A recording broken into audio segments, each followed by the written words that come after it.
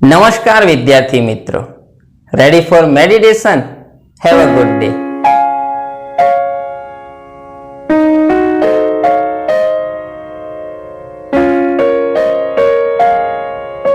Okay, now relax. शुभ शुरुआत करिए। आज तारीख 22 जून सोमवार, भणवा माटे सारो वार। Today general knowledge, Amrish Puri नो जन्म दिवस। केवुं याद करीए छीए जनरल नॉलेज मित्रों? अमरीश पुरी नो जन्म 22 जून जलंधर एटले के पंजाब में थयो हतो। तेओए फिल्मनी शरूआत मुंबई में आवीने करी।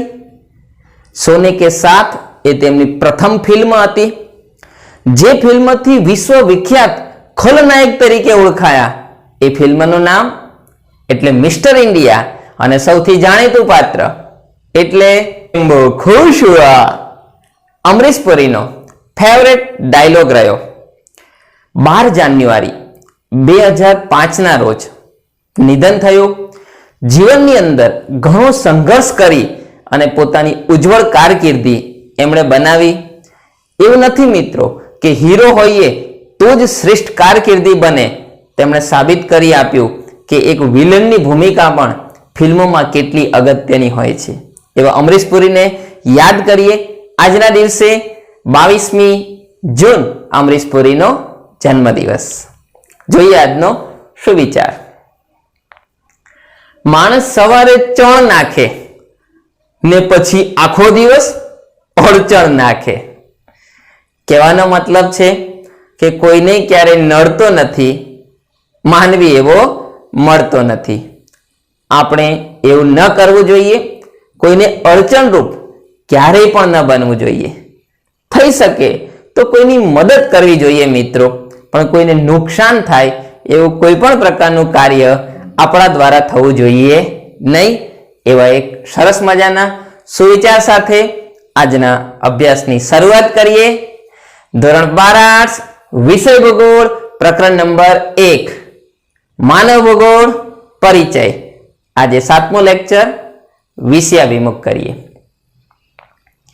मानव भूगोळनी मुख्य 2 प्रकारनी असरो जणावो। एक भौगोलिक असर, बीजी मानव प्रवृत्तिओनी असर। मानव कोना पर असर उपजावे छे? मुख्य 2, एक वनस्पति अने बीजू जीवजंतुओ। मानव प्रवृत्तिओनी असर कोना कोना पर जोवा मळे छे? 4 पर। प्राथमिक जरूरियातो, मौलिक व्यवसाय, सेवाओ अने उच्च स्तरीय सेवाओ। आ सेवाओमां कई कई सेवाओनो समावेश थाय? Very good. स्वास्थ्य, शिक्षण, मनोरंजन, वेपार वगैरह। मानव भूगोळना अभिगमो जणावो। मुख्य 5, 1 ऐतिहासिक अभिगम, क्षेत्रीय विश्लेषण अभिगम, पारिस्थितिक विश्लेषण अभिगम, वर्तनलक्षी अभिगम, मानव कल्याणलक्षी अभिगम। क्लियर मित्रों? आटलो अभ्यास आपणे गया लेक्चर में कर्यो हतो। आज आपणे अभिगमोनो विस्तृत अभ्यास करीशुं। तो जोईए, सौथी पहेलो अभिगम नाम छे ऐतिहासिक अभिगम। आजना सेशन में जोईए मित्रों, पहलो अभिगम ऐतिहासिक अभिगम शू आवे तेमां? तो कि प्राचीन समय थी अत्यार सुधी मानवना प्राकृतिक पर्यावरण साथेना संबंधो बदलाता रह्या छे। 18मी सदी देशनुं नाम इंग्लेंड अने आवेली क्रांतिनुं नाम तो कि औद्योगिक क्रांति।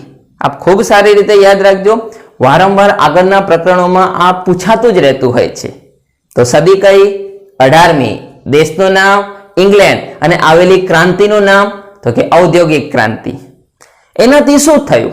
તો કે માનવની પ્રગતિ થઈ, કારણ કે વિજ્ઞાન અને ટેકનોલોજીનો વિકાસ થયો, જેના પરિણામે માનવની જીવનશૈલી બદલાઈ। માનવ સૌથી વધારે ભૌતિક બાબતો પર આધાર રાખતો થયો, જેના પરિણામે એનો પ્રાકૃતિક પર્યાવરણ સાથેનો સંબંધ એ બદલાતો રહ્યો, જેને કહેવાય मानव भूगोळનું ऐतिहासिक अभिगम। लखावी सको मित्रों? सरस। લખાવો જોઈએ. શું લખીએ?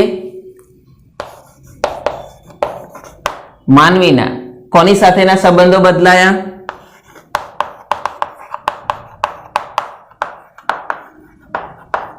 તો કે પ્રાકૃતિક પર્યાવરણ સાથેના. શું થયું હતું?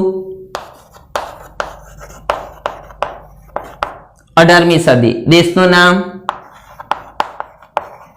ઇંગ્લેન્ડ. આવેલી ક્રાંતિનું નામ?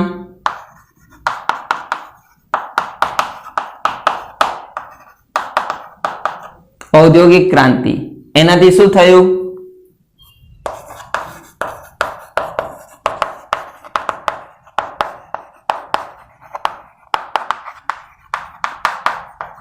તો કે વિજ્ઞાન ટેકનોલોજીનો વિકાસ થયો.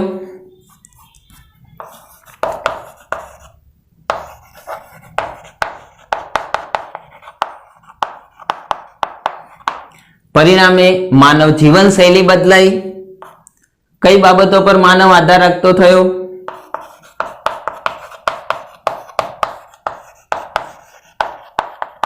ભૌતિક પર્યાવરણ, જેને સાંસ્કૃતિક પણ કહી શકાય, એના પર માનવી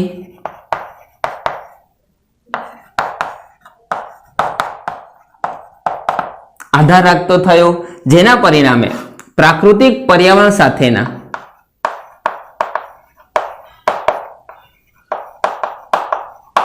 સંબંધો બદલાયા. ક્લિયર મિત્રો? બીજા નંબરનો મુદ્દો,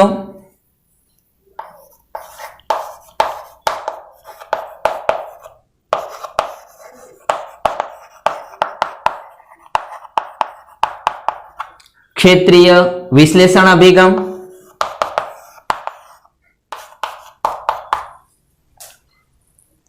જુઓ મિત્રો, બીજા નંબરનો અભિગમ એટલે ક્ષેત્રીય વિશ્લેષણ અભિગમ. શું લખી શકાય તેમાં? તો જ્યારે માનવ સર્જિત પરિબળો વધ્યા, જેના પરિણામે માનવી એ પ્રાકૃતિક તત્વોથી દૂર થતો ગયો અને સાંસ્કૃતિક તત્વો તરફ આગળ વધતો ગયો. 20મી સદી સુધી માનવીનો તમામ આધાર એ પ્રાકૃતિક પર્યાવરણ પર હતો, પરંતુ 21મી સદી, જેને આપણે વિજ્ઞાન અને ટેકનોલોજીની સદી કહીએ, તેમાં માનવીનો આધાર શાના પર વધ્યો? સાંસ્કૃતિક પર્યાવરણ પર. આને કહેવાય ક્ષેત્રીય વિશ્લેષણ અભિગમ. ક્લિયર મિત્રો? લખાવો જોઈએ. ક્ષેત્રીય વિશ્લેષણ અભિગમ.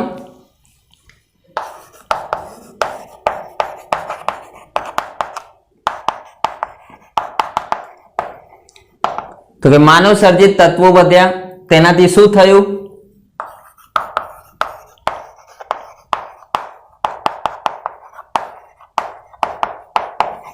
માનવીની જીવનશૈલી બદલાઈ.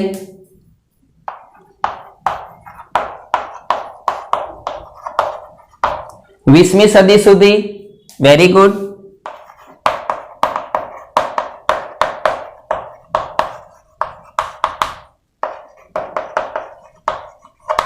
પ્રાકૃતિક પર્યાવરણ જ મહત્વનું હતું, પરંતુ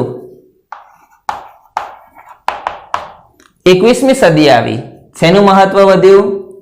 સરસ.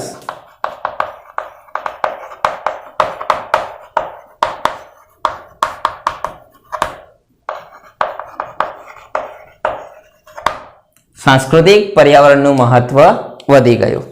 ત્રીજા નંબરનો અભિગમ. સરસ.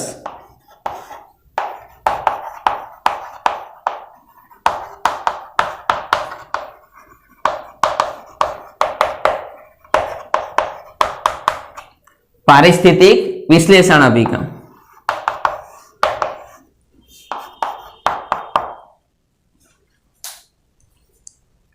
જુઓ મિત્રો, ત્રીજા નંબરનો અભિગમ એટલે પારિસ્થિતિક વિશ્લેષણ અભિગમ.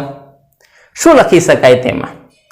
તો કે વિજ્ઞાન અને ટેકનોલોજીના વિકાસથી માનવી જે કુદરતી આપત્તિઓ હતી તેની સામે રક્ષણ મેળવી શક્યો.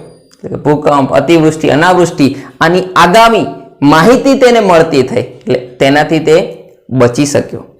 જેના પરિણામે જે પ્રતિકૂળ પરિસ્થિતિ કહી શકાય, એ પ્રતિકૂળ પરિસ્થિતિમાં પણ માનવી અનુકૂલન સાધી શક્યો.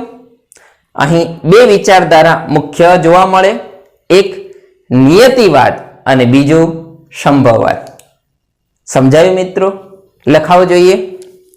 શેનો વિકાસ લખીએ?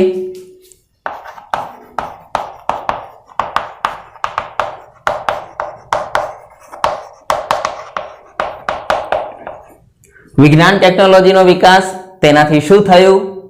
Very good.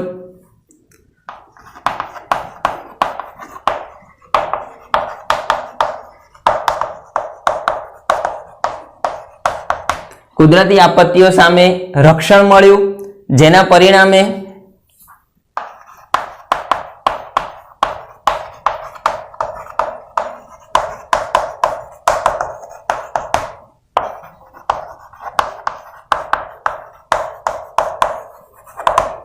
પ્રતિકૂળ પરિસ્થિતિમાં પણ માનવીએ અનુકૂલન સાધી શક્યું.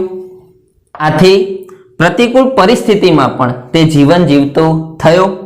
આમાં બે વિચારધારા આવે, એક તો કે નિયતિવાદ અને બીજું સંભવવાદ. ક્લિયર મિત્રો? ચોથા નંબરનો અભિગમ એટલે વર્તનલક્ષી અભિગમ.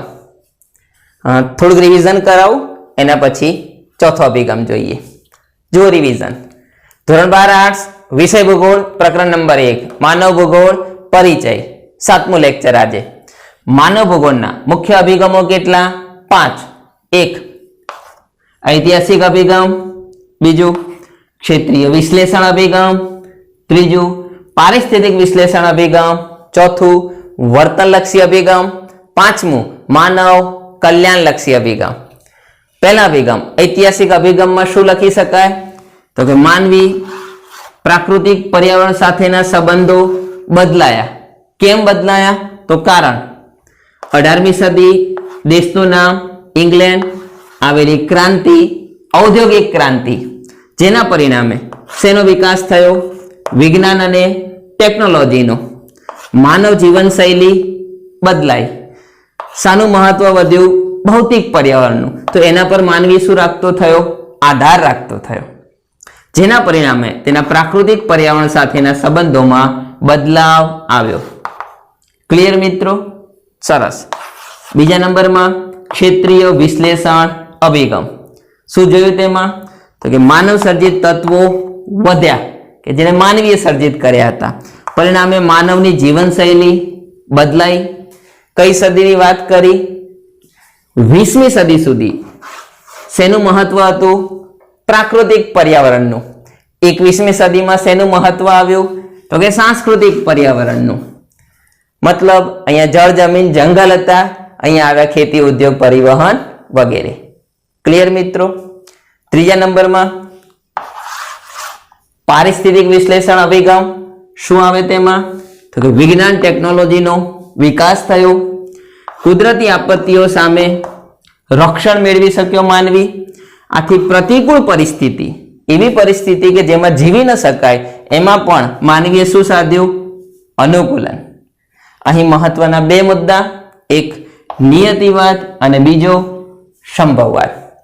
આનો તફાવત આપણે આગળ જોવાનો જ છે. હવે જોઈએ ચોથા નંબરનો અભિગમ, જેનું નામ છે વર્તનલક્ષી અભિગમ. જોઈએ મિત્રો. જુઓ મિત્રો, ચોથા નંબરનો અભિગમ એટલે વર્તનલક્ષી અભિગમ. માનવીના વર્તનો કયા? તો કે રૂઢિઓ, રિવાજો, પરંપરા, મૂલ્ય, ધોરણો, વલણો વગેરે આ તમામ માનવીય વર્તનો છે. આ માનવીય વર્તનો પર જો કોઈ બાબત અસર કરતી હોય તો એ છે ભૌગોલિક પરિસ્થિતિ. તો જે પ્રદેશની જેવી ભૌગોલિક પરિસ્થિતિ હોય તે પ્રમાણે માનવીનું વર્તન જોવા મળે છે. તો જે માનવીય વર્તન છે, જેને આપણે સાંસ્કૃતિક પર્યાવરણમાં સમાવેશ કરી શકીએ, તો એ તમામ બાબતો એ વર્તનલક્ષી અભિગમમાં જોવા મળે છે. લખાવી શકો મિત્રો? સરસ. લખાવો જોઈએ. માનવીય વર્તનો કયા?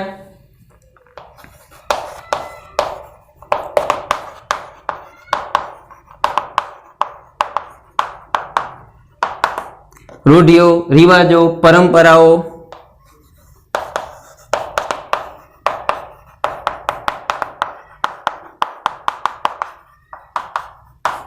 મૂલ્યો, ધોરણો, વલણો વગેરે આ બધા જ નામ આપને 11 માંથી આવડે છે. આ તમામ જે વર્તનો છે કયા પર્યાવરણમાં ગણાય? સરસ.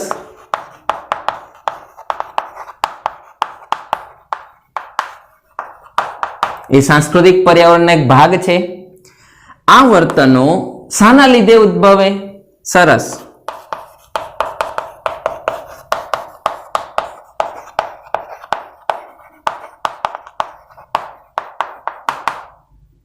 તો કે ભૌગોલિક પરિસ્થિતિ પ્રમાણે વર્તન. જે પ્રદેશની જેવી ભૌગોલિક પરિસ્થિતિ એવું એ પ્રદેશનું વર્તન જોવા મળે. 5મા નંબરનો અને છેલ્લો અભિગમ એટલે સરસ.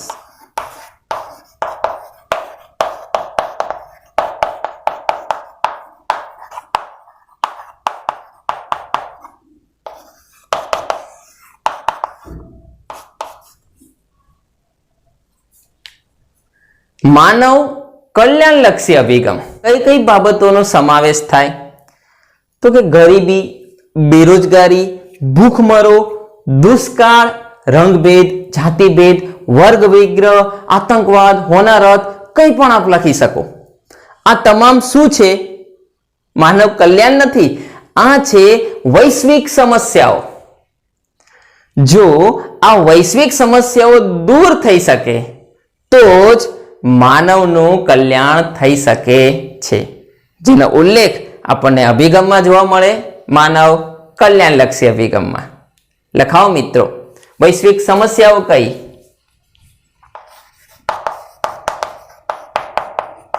બેરોજગારી, ગરીબી, ભૂખમરો, વર્ગ વિગ્રહ, રંગભેદ,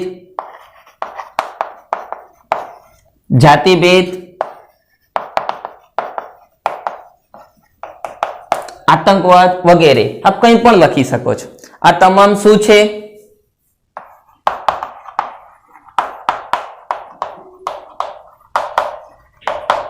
વૈશ્વિક સમસ્યાઓ.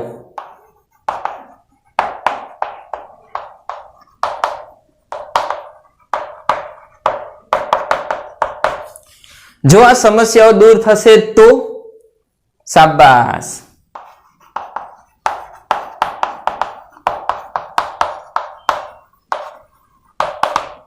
માનવ કલ્યાણ સર્જાશે. ક્લિયર મિત્રો? માનવ કલ્યાણલક્ષી અભિગમ માટે કેટલીક વ્યવસ્થાઓ ઊભી કરેલી છે. કઈ કઈ વ્યવસ્થા જોવા મળે? તો કે વિશ્વના તમામ નાગરિકોને વિશ્વની તમામ સંસાધનો પર એક સમાન અધિકાર. એક મુદ્દો. વિશ્વના દરેક નાગરિકને સમાન સામાજિક ન્યાય. વિશ્વના દરેક નાગરિકની પ્રાથમિક જરૂરિયાતો પૂર્ણ થાય, વિશ્વના દરેક માનવીનું કલ્યાણ થાય. આવી વ્યવસ્થાઓ સમગ્ર વિશ્વમાં ઊભી કરવામાં આવેલી છે, જેનો સમાવેશ માનવ કલ્યાણલક્ષી અભિગમમાં જોવા મળે છે. લખાવો મિત્રો, માનવ કલ્યાણલક્ષી અભિગમમાં કઈ વ્યવસ્થાઓ? એક,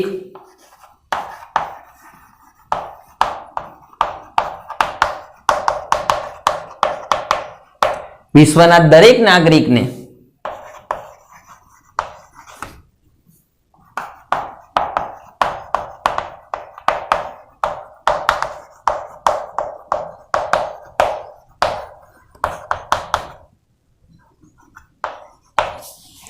વિશ્વના તમામ સંસાધનો પર સમાન અધિકાર. બીજો મુદ્દો,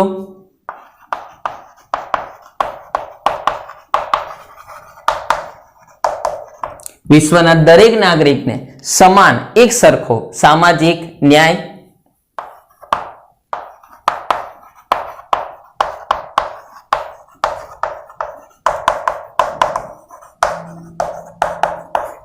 વિશ્વના દરેક નાગરિકને પ્રાથમિક જરૂરિયાતોની પૂર્તિ થાય.